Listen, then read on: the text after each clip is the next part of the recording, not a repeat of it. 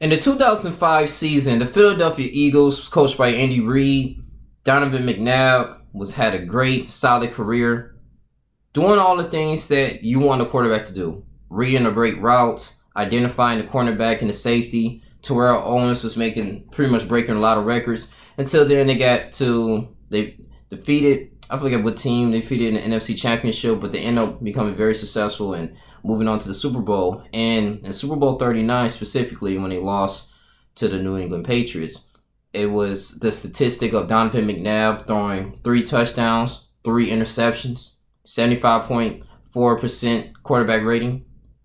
And we can say that, Donovan McNabb or offensive line and whole team dropped the ball, but you think that you want to get back in there. You want to get back in there. You have Westbrook, Brian Dawkins, everybody particularly was in their prime, and it's hard getting to a Super Bowl. Felt like the chemistry, everything was going really well, but you just couldn't. You had a failed season because you couldn't win it big. Besides the NFC Championship, but you will always be remembered that, damn, we underperformed in the Super Bowl. So moving fast forward, they was interviewing Donovan McNabb, and because Andy Reid is now, he can kind of, after 15 years, in a particular moment, he's with the Kansas City Chiefs, and he can potentially win his first Super Bowl next week with the Chiefs as well. So Donovan McNabb interview was like, what came up to the breakup of the 2005 Eagles? And he was just saying that, well, simply, this name is Terrell Owens, and this is the activity that he displayed during the offseason. Now, according to Twitter, he was saying that, hey, well, at the since they lost, he was doing push-ups, sit-ups, and playing basketball, ordering pizza for everyone, had a different crowd of people. Like, he feel like they had John Kurz, they had Charmer, they was doing the correct things and working out and doing what they supposed to do. And he was in training camp sitting in his dorms like, wow, like, does this guy even care? We can really get back into the Super Bowl. We still have a good key pieces here. Some people are not retiring. Some people are adding new depth to our team, getting more free agents, even though we didn't have a great draft pick now because you went to the Super Bowl. But we still had the key players and still got the great mentality so we can get back in and redeem ourselves. Terrell Owens is allegedly, I guess, being nonchalant.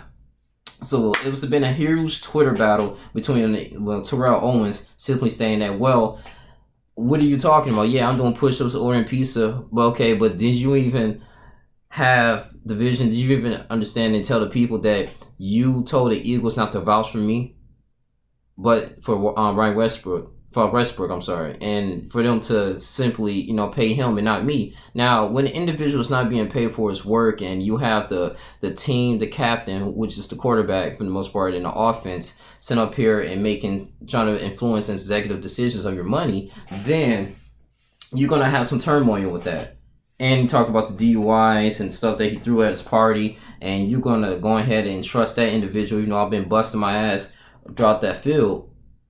I can see what TL is coming from. And this I think he made that transition going to the Dallas Cowboys and doing other things and being successful. And I think he got cut with the Seattle Seahawks trying to redeem his career. But, it's a sad thing, with this whole Twitter beef thing, even though Donovan McNabb, Terrell Owens can bring up so many things, all this poison stuff that, you got fired from commentating from alleged rape or, talking to, just sending pics inappropriately with a woman with you and Marshall Faulk. This really can get real ugly, but we supposed to take, this is more of a distraction in a way. He felt like that Terrell Owens was a poison to the locker room, and it just didn't have that success.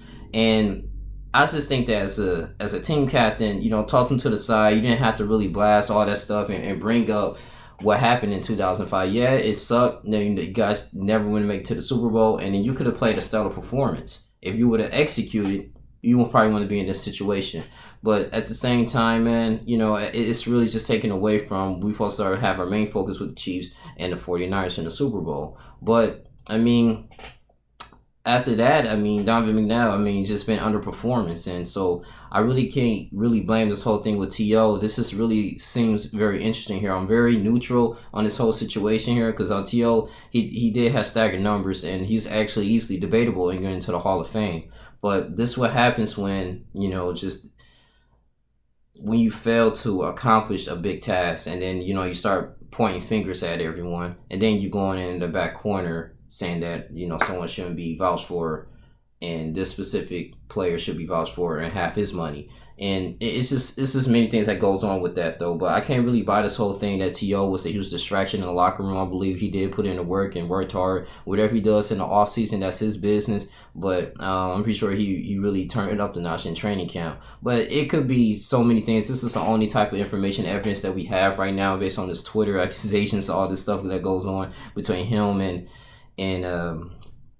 Terrell Owens. But it's been 15 years, still going in the past. I mean, at the end of the day, man, I know you want to get your name still out there. You still want to be in the discussions because, you left a bad mark. Not even in the off after your career, Donovan McNabb. I mean, you still a good quarterback, but after you retired, you didn't leave a good mark being a commentator, especially on that whole just being victimized and sending like inappropriate pics to your coworker. And, that's not a good definition of professionalism.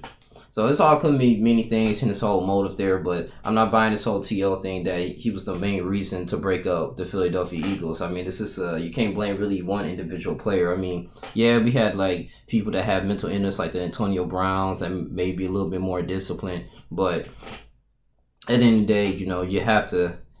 We don't know what really goes on behind closed doors. This is just the surface thing, and I'm just saying if this Donovan McNabb is just simply using this as a torch, to get the flame off of him and have people to start feeling sorry for him and all these type of things though. But it's really interesting what Stephen A. Smith had to say. I'm gonna really go into detail about that sooner or later, First Take, and watch it and interview it. Analyze it. But yeah, that's how I really think about it, man. You guys tell me what you think, man. It's this whole Twitter beef going on, so I think T.O. he's really firing back at him. He was like, "Oh, I'm gonna get my popcorn ready." Like this dude want to blame me for breaking up the Eagles. Okay, even all that stuff didn't really happen though. But what's the real issue with the whole vouching thing with Westbrook? That's very interesting. But it's your boy Young Lee Jr. You guys continue to like, comment, subscribe, donate to the channel at my Cash App at Young Lee Jr. That's all I really have to say, man. I think each player, everybody has to take accountability, man. No one's perfect, but we should be still talking about this. This happened like 15 years ago. It's just kind of irrelevant right now to today's game. But I'm out. Deuces.